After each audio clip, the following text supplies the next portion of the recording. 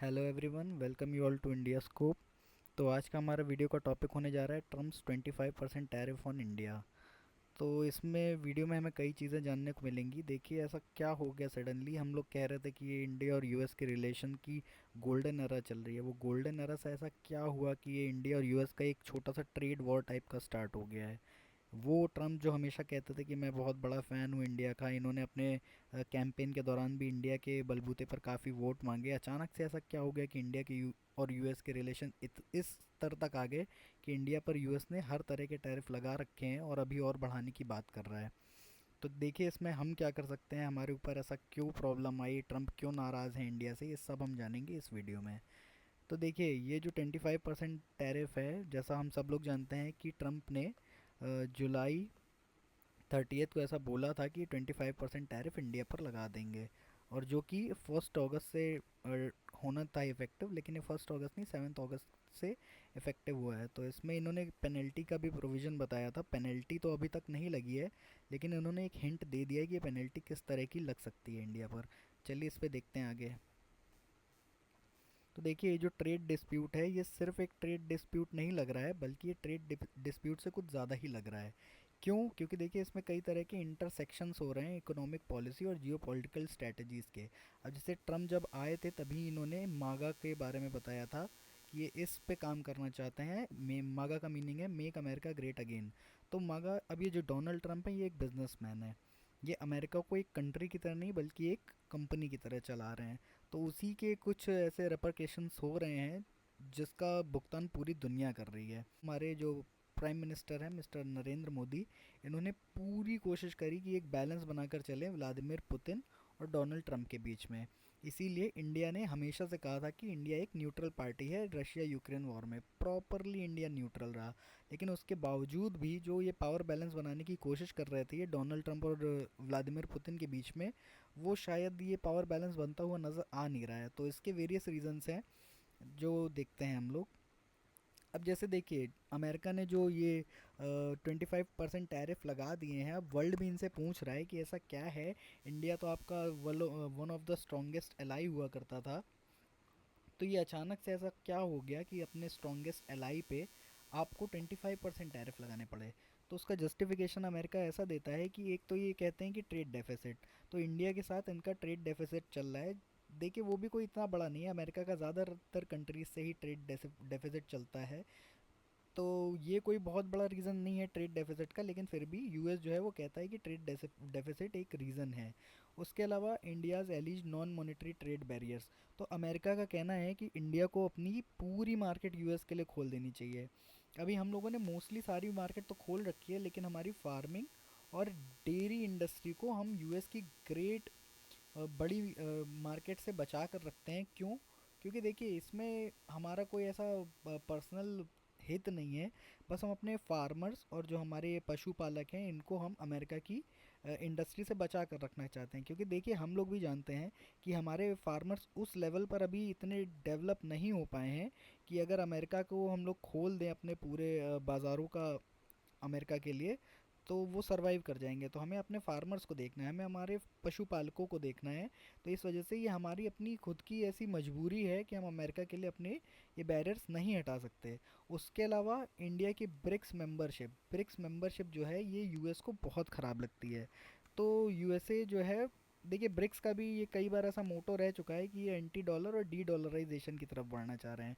अब जब से ये रशिया और यूक्रेन वॉर स्टार्ट हुई है, रशिया पर कई तरह के टैरिफ्स लगे हैं, तो उसकी वजह से ब्रिक्स ब्लॉक ने जो है अपनी एक ब्रिक्स करेंसी लाने की भी घोषणा की है, जो कि यूएस और ट्रम्प को बिल्कुल नहीं पसंद आ रहा है। तो ये एक ब्रिक्स का भी एंगल है, जो कि ये 25% टैरिफ में अपना एक अहम रोल निभा रहा है।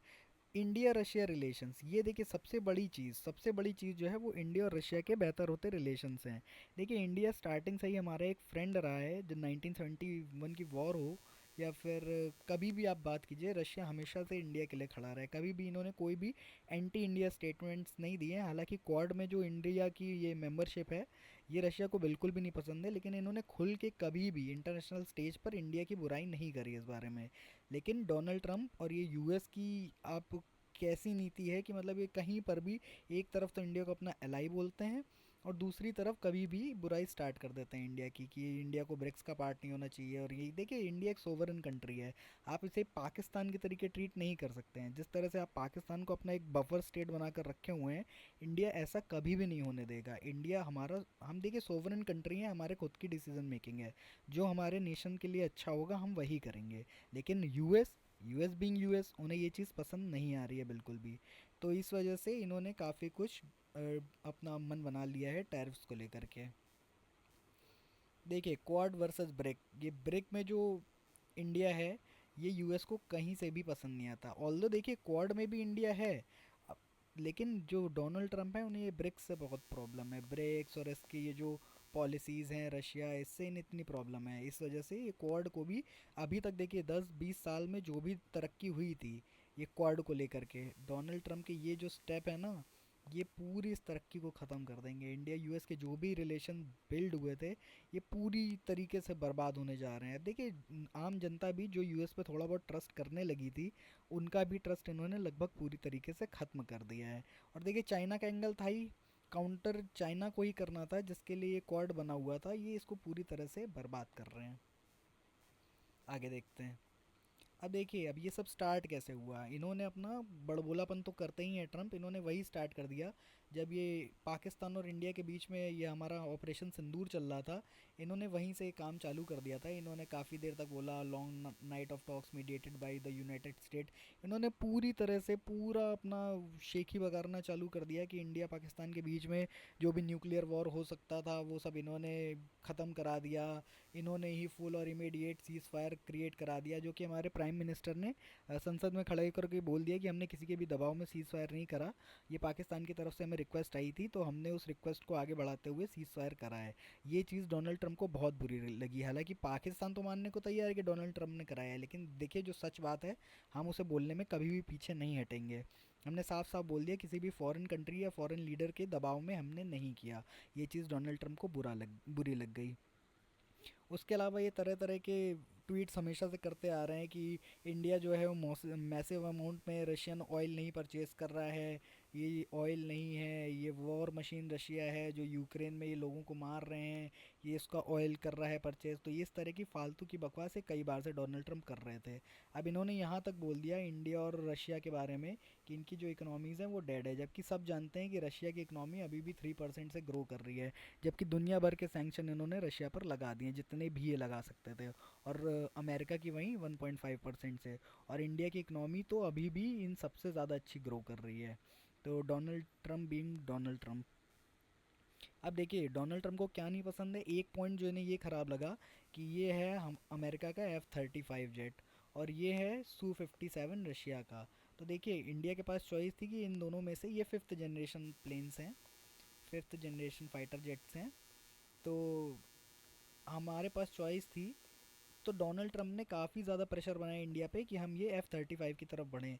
लेकिन देखिए, अमेरिका जो है वो परचेज़ तो करवा देता है हमें, लेकिन ये टेक्नोलॉजी ट्रांसफ़र के लिए मना कर देते हैं। लेकिन रशिया, ये हमें काफ़ी अच्छे ऑफर्स देते हैं जो हमारे लिए अच्छे भी रहते हैं, टेक्नोलॉजी ट्रांसफ़र की बात करते हैं। उसके अलावा ये काफ़ी हमें ऐसे ऑफ़र देते हैं जो हमारे लिए अच्छे रहते हैं। तो इंडिया का जो थोड़ा थोड़ा मन है वो Su-57 की तरफ बिक रहा है, बन रहा है, और F-35 के लिए इन्होंने मना कर दिया। तो ये भी एक पॉइंट है जिसकी वजह से डोनाल्ड ट्रंप गुस्सा हो रखे हैं इंडिया से। उसके अलावा ये मेन जो है एनर्जी टाइज विद रशिया, वो तो है ही। तो इंडिया क्या करता है, इंडिया करता है आपका रशिया से ये क्रूड ऑयल सस्ते दामों पर ख़रीद लेते हैं, उसके बाद उसे रिफ़ाइन कर करके इंटरनेशनल मार्केट में बेच देते हैं, प्राइमरली यूरोप को। तो वो चीज़ डोनाल्ड ट्रंप को अच्छी नहीं लगी रही। अब देखिए, विन विन सिचुएशन किसके लिए है, रशिया का क्रूड बिक रहा, रशिया इसमें विनर है, इंडिया क्रूड को सस्ते में ख़रीद रहा है और फिर रिफ़ाइन करके यूरोप को बेच रहा, इंडिया भी इसमें विनर है, और यूरोप जो कि सस्ते में ऑयल परचेज कर रहा है ये वो भी विनर है। और यहाँ लूज़र कौन है, अमेरिका, क्योंकि अमेरिका ने पूरी ताकत लगा दी यूरोप के ऊपर भी और रशिया के ऊपर भी, इंडिया के ऊपर भी, लेकिन ये चल रहा है, तो ये अमेरिका को पसंद नहीं आ रहा।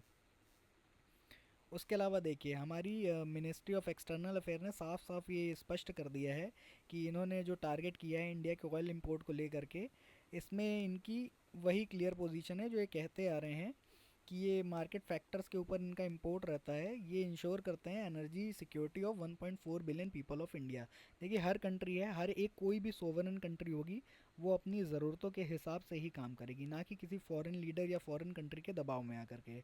तो हमने देखिए ये पूरा इनको स्पष्टीकरण दे दिया है, लेकिन तब भी इनको ये बात समझ में नहीं आ रही है। और हिपोक्रेसी तो इनकी इतनी है कि देखिए ये खुद डोनाल्ड ट्रंप खुद यानी कि अमेरिका खुद रशिया से इंपोर्ट्स कर रहा है, जिसमें कि इसमें इनकी एनरिच्ड यूरेनियम, ये एनरिच्ड यूरेनियम, और जनवरी 22 से इन्होंने 24.51 बिलियन के रशियन गुड्स अभी तक खरीद रखे हैं।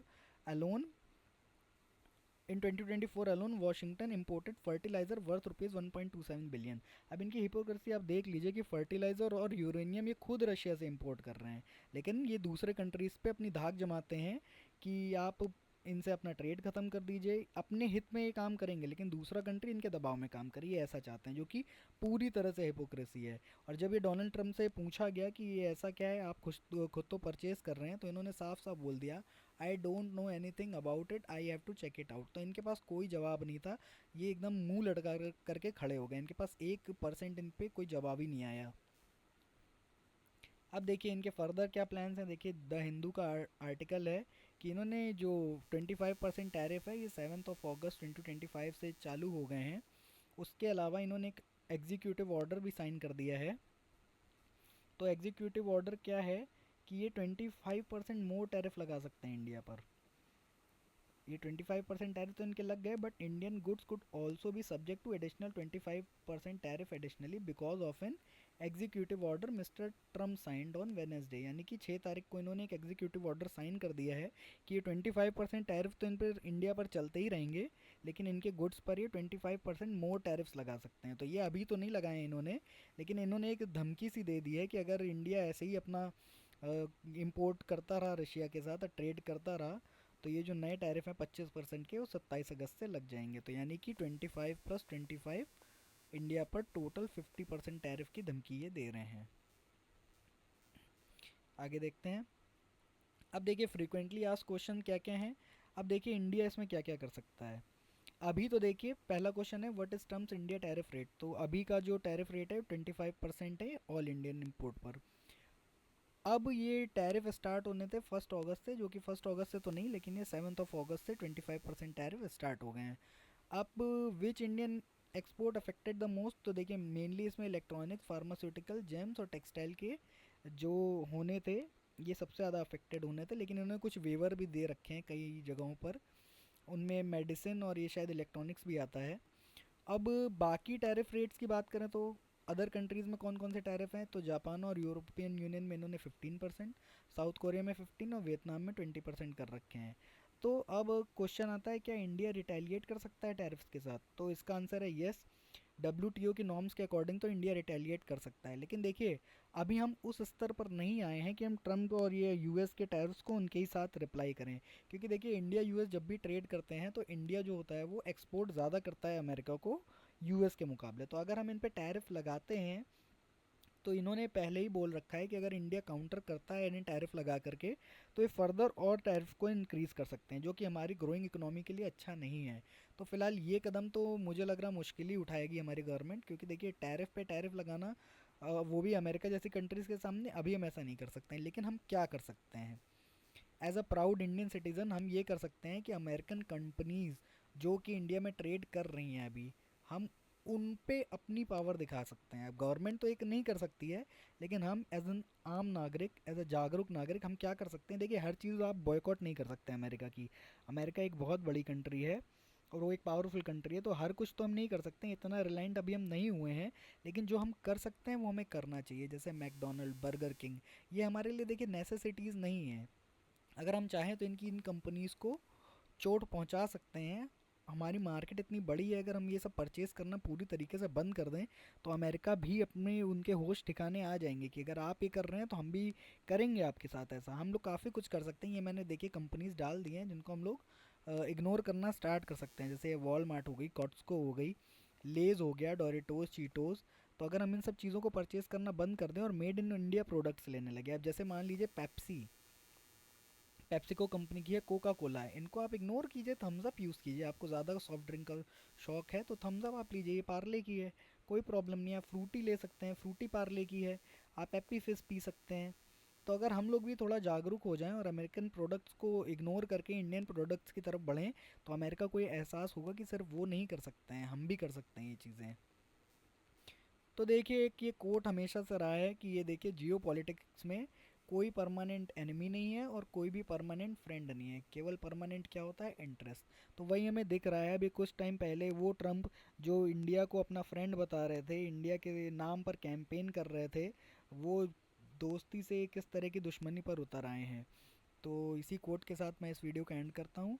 Thank you. प्लीज़ हमारे चैनल को लाइक, शेयर और सब्सक्राइब करें हमारे वीडियो को। Thank you.